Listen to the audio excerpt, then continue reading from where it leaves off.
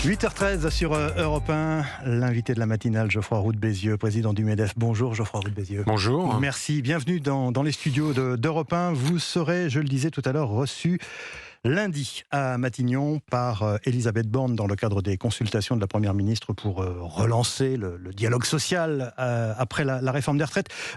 Est-ce que vous avez tourné la page, vous, au MEDEF, de cette séquence, alors que les syndicats continuent d'affirmer leur opposition au report de l'âge à 64 ans? Écoutez, nous, d'abord, on soutenait cette réforme. Oui. Donc, il ne s'agit pas de tourner la page, puisque, au fond, il s'agit de prendre acte de cette réforme et d'en tirer les conséquences, notamment... il y a un sujet emploi des seniors qui fera partie des discussions. Nous, on va d'abord parler économie, parce qu'on s'inquiète du ralentissement quand même. Ah bon? On voit quand même que la croissance ralentit. L'impact des taux d'intérêt commence à mordre sur les entreprises. On a beaucoup parlé de la construction, qui est en grande difficulté, mais pas que. L'inflation, elle touche les consommateurs, elle touche aussi les producteurs. Donc, il y a quand même un certain nombre de sujets d'inquiétude sur... et puis il y a ce choc, qui est un choc positif, mais qui est un choc quand même de changement climatique, sur lequel toutes les entreprises sont en transition avec des investissements massifs. Donc les dossiers ne manquent pas. Voilà, les sujets ne manquent pas, mais on parlera social et on y va aussi pour ça. Les salaires, on parlera salaire, vous parlerez salaire, vous serez attendu sur cette question des salaires, Geoffroy Roux de Bézieux. C'est intéressant qu'on nous attende, nous. Parce que c'est quand même les employeurs qui oui, mais les entreprises privées ont fait le travail. C'est un chiffre qui vient de l'URSSAF, c'est pas un chiffre du MEDEF. Plus 5,8%, ce qu'on appelle, alors l'expression n'est pas très heureuse, mais le salaire moyen par tête, par salarié. 5,8%, on est quasiment à l'inflation. Comparaison. Oui, mais je prends juste une comparaison. L'autre grand employeur dans ce pays, on le sait, c'est le public. Ouais. Quelle est, à votre avis, la moyenne de l'augmentation J'ai pas révisé. C'est pas moi qui dois poser les questions, je sais. Non, autour de 2%. Donc, je pense que les entreprises ont fait le boulot. Alors, le 5,8, il recouvre des réalités un peu différentes. Les grandes entreprises ont augmenté probablement plus. Les PME, peut-être moins. Ça dépend des secteurs. On peut faire mieux. On va vous en demander plus. Oui, mais si vous voulez, à un moment, on ne peut donner que ce qu'on a. Les marges, elles sont aussi comprimées. En fait, la grande différence dans les différents secteurs économiques, c'est ceux qui ont réussi à repasser les hausses de prix qu'ils ont eues et ceux qui n'ont pas réussi. Donc, on continue à négocier, mais je remarque simplement qu'il y a assez peu de conflits sociaux dans les entreprises pour les salaires. Quelques-uns quand même. Oui, mais on a un taux de ce qu'on appelle le taux de conflictualité qui est très très bas. C'est pas ça dont on nous parle. Alors, on nous parle de grève dans le public, mais pas dans le privé. Alors, salaire, pouvoir d'achat, on va en parler. La semaine prochaine, le gouvernement va présenter un projet de loi sur le partage de la valeur dans les entreprises. Un texte qui prévoit, alors on ne va pas revenir dans le détail, mais des mécanismes d'intéressement, de participation, notamment pour les PME de 11 à 49 salariés. Est-ce que c'est une bonne solution justement pour augmenter c'est surtout une solution qu'on a créée nous. C'est pas du tout le gouvernement, ni le Parlement. C'est une négociation entre partenaires sociaux de manière totalement autonome. On a négocié pendant quasiment septembre-mars. On a un accord signé par 4 syndicats sur 5.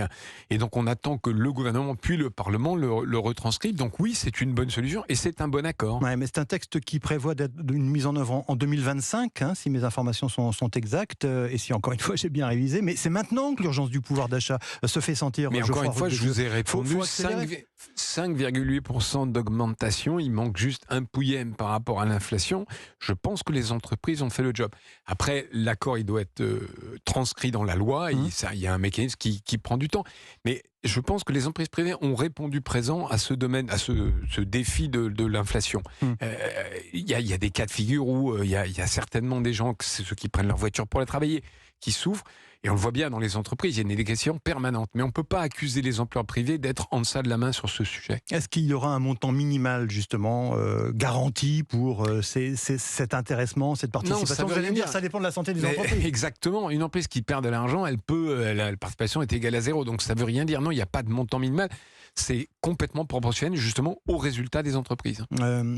Autre sujet, Geoffroy Roux de Bézieux, peut-être avez-vous entendu les informations de Barthélémy Philippe du service d'Europe 1 ce matin, selon lesquelles le gouvernement serait prêt à revenir sur le système de dégressivité des allocations chômage, histoire là encore, on le sent venir, d'apaiser la colère des syndicats. Est-ce que c'est quelque chose que vous pouvez accepter? Je trouve ça très paradoxal. On est au plus bas, le taux de chômage est au plus bas depuis 1982. 1982. aujourd'hui, moi, je ne vois pas un chef d'entreprise qui n'ait pas de difficulté pour recruter. Et c'est pas seulement un problème de cadre informatique très très pointu. C'est partout. C'est les chauffeurs routiers, c'est les chauffeurs de bus, c'est dans la restauration. Donc, le gouvernement a mis en place un système qui fait que quand le chômage baisse, eh bien, il y a moins d'indemnités. Je pense que c'est un bon système. On vient de le changer, il ne faut pas y toucher. Pas question de revenir, même si ça peut permettre de monnaie d'échange, entre guillemets, pour calmer le... Mais ce n'est pas une bonne monnaie d'échange. La bonne monnaie d'échange, c'est de créer du travail, c'est d'embaucher, c'est de donner du travail aux gens. Vous l'évoquiez à l'instant, Geoffroy Roux de Bézieux, sur la question des salaires, avec en miroir le problème de l'inflation. On le sait, beaucoup de Français sont frappés de plein fouet par la hausse de certains produits, notamment les produits alimentaires. Cette semaine, les industriels et la grande distribution se sont mis d'accord pour rouvrir les négociations sur les prix. Est-ce qu'on peut vraiment faire confiance aux entreprises pour qu'elles jouent le jeu, quoi, finalement? Est-ce que vous leur demandez, là encore, de faire un effort? Mais les entreprises, c'est des entreprises des deux côtés. Vous avez des entreprises de distribution et des entreprises de production. Ouais. C'est une négociation. Il faut se souvenir que quand le blé a augmenté de 40-50%, quand l'huile a augmenté de 40-50%, les prix n'ont pas augmenté tout de suite. Il y a des négociations qui font qu'il y a une espèce d'effet retard dans un sens ou dans l'autre. Là, on commence à avoir des prix mais les de matières premières. Demandent une baisse immédiate. Ben oui, mais ça peut pas marcher comme ça. La hausse n'est pas immédiate, la baisse n'est pas immédiate. Mais les négociations vont commencer. C'est exceptionnel qu'on renégocie dans l'année. Moi, je fais confiance au jeu de la concurrence. Il y a une forte pression de la part de la distribution sur les fabricants. Ça devrait aboutir à une baisse assez rapide. C'est un engagement qui va être tenu. Mais vous savez, on est en libre économie de marché. Donc moi, je ne peux pas prendre un engagement au nom de 5, 6, 10 distributeurs d'un côté et 50 producteurs. Ouais. Ce que je vois simplement, c'est que les prix de l'alimentaire, les Français ont l'impression que ça a beaucoup augmenté, mais l'inflation alimentaire est moins forte chez nous qu'elle l'est par exemple en Angleterre. C'est vrai. Donc il faut aussi garder comparaison et voir ce qui se passe ailleurs. Actualité économique décidément très chargée, Geoffroy Roux de Bézieux, et merci encore une fois d'être dans les studios d'Europe 1 ce matin. La semaine a été marquée par la campagne Choose France, menée même par Emmanuel Macron, qui présente la France comme championne des investissements étrangers. J'imagine que vous partagez cet enthousiasme. Oui, écoutez, on ne va pas se plaindre d'avoir des étrangers, des Taïwanais, des gens du monde entier qui viennent pour investir en France. Ce n'était pas le cas il y a 15 ans. Ça veut dire plusieurs choses. Ça veut dire qu'on reconnaît le talent des salariés français qui sont productifs, qui sont innovants, qui sont travailleurs, contrairement à ce qu'on entend parfois. On reconnaît aussi que la France est un pays qui a des complexités, mais qui est centrale sur le plan géographique. Donc c'est une bonne nouvelle. C'est une bonne nouvelle pour la richesse française. Donc je pense que c'est très bien. Il faut aussi qu'il y ait des entreprises françaises qui investissent, bien sûr. Mais il ne faut pas opposer l'un à l'autre. Attractivité, malgré la crise, malgré les manifestations, malgré les violences, malgré les images, disons-le, désastreuses qui circulent sur les télévisions étrangères. Alors, qui ont circulé. C'est vrai que les anglo-saxons se donnent parfois un peu le beau rôle et s'en donnent à cœur joie. Mais quand vous voyez ça, vous, en tant que patron du MEDEF, en tant que patron des patrons, vous vous dites, ça vous fait mal au ventre? Bien sûr que ça nous fait mal au ventre de voir les images de violence. Pour autant, je pense que les investisseurs, vous savez, quand on prend une décision d'investissement, on regarde à 5 ou 10 ans. Ils ont la tête froide. Et ils savent regarder les chiffres, ils savent que les impôts sur les entreprises ont baissé, ils savent que le coût du travail a baissé, ils savent que la France est un pays où on peut investir, et donc ils regardent les choses à long terme. Donc je crois que les manifestations sur les retraites ou les différentes casserolades qu'il y a eu, c'est un peu l'écume des choses vues de loin. 13 milliards d'euros levés pour ces investissements étrangers, pour un total de 28 projets, et 8000 emplois seulement. Seulement, oui, entre guillemets, pardon, mais on imagine que comment dirais-je, l'importance des emplois devrait être plus forte. Oui, mais on est dans une économie industrielle qui est très robotisée. Et ce qu'il faut regarder, si vous voulez, c'est que ces 8000 emplois directs, c'est-à-dire dans les usines qui vont ouvrir, vont générer énormément de sous-traitance tout autour, énormément d'emplois indirects, que ce soit dans les services ou dans les sous-traitants. Donc, le chiffre de 8000 est assez réducteur. Je ne peux pas vous donner un chiffre j'entends bien, mais supplémentaire. Mais l'industrie, aujourd'hui, elle crée des emplois, mais elle crée surtout beaucoup d'emplois induits parce qu'on a externalisé beaucoup de fonctions. Donc, il faut avoir un raisonnement plus global. Des investisseurs et des actionnaires étrangers, parfois, ils font leurs valises. Geoffroy Roux de Bézieux. Dans le Nord, vous avez peut-être entendu parler de cette entreprise, Valdune. C'est le dernier fabricant de roues et d'essieux pour le ferroviaire et qui voit son actionnaire chinois se retirer définitivement après avoir fait main basse sur le savoir-faire et les brevets. Il y a 350 salariés qui sont menacés. Comment on lutte contre ça? Honnêtement, je ne connais pas le cas en particulier. D'abord, ce qui compte quand même, c'est qu'il y ait plus de gens qui viennent que de gens qui partent. C'est le solde qui compte. Là, s'il y a un problème juridique, c'est-à-dire qu'effectivement, vous dites fait main basse sur les brevets, si l'entreprise a été rachetée uniquement par prédation, il faut que la justice fasse son travail. Et si l'actionnaire n'avait aucune intention d'investir, d'embaucher, enfin de faire ce qu'il a promis de faire, bien sûr, il doit être condamné.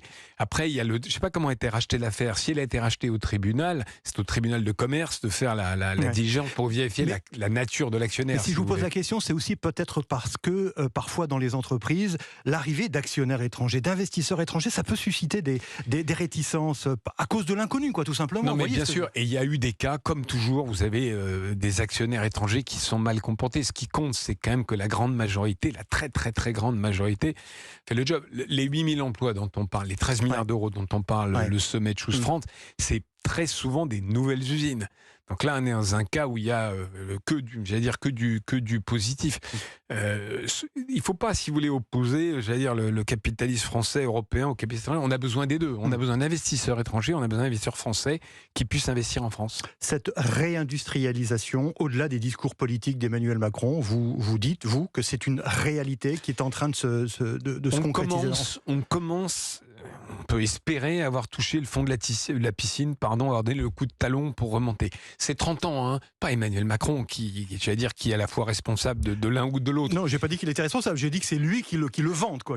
Oui, je pense que ça date d'avant. Hein. Il faut rendre hommage à Louis Gallois. Hein. Le rapport Gallois, il date de 2014 ou 15, je sais plus, qui avait constaté cette déplorable déindustrialisation. Et on commence à avoir pas mal de signaux positifs, mais c'est très fragile.